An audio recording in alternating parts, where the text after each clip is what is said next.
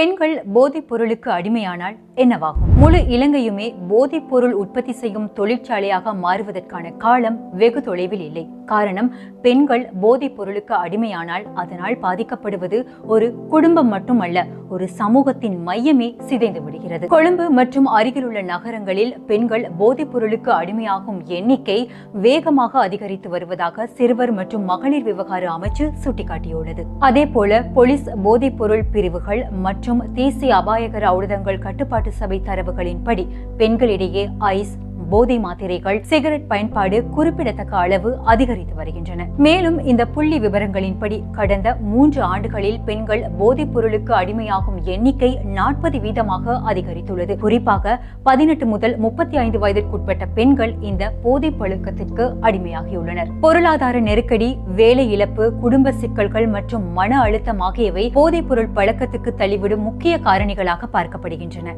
வளர்ந்து வரும் இந்த பிரச்சனைகளை தீர்க்கவும் தேவையான ஆதரவு மற்றும் மறுவாழ்வு நடவடிக்கைகளை வழங்கவும் அமைச்சு ஒரு சிறப்பு திட்டத்தை உருவாக்கி வருகிறது. எத்தனை சோதனைகள் நடத்தப்பட்டாலும் நாட்டிற்குள் வரும் போதைப் பொருள் ஏதோ ஒரு வழியில் நம்மை வந்து சேர்க்கின்றன. போதைப் பொருள் என்பது ஒரு பிரச்சனை அல்ல, அது ஒரு சமூக நச்சு. அதன் தாக்கம் ஆண்கள் பெண்களையும் தாண்டி குடும்பங்களையும் அடுத்த தலைமுறையையும் சிதைக்கும் ஆபத்து கொண்டவை.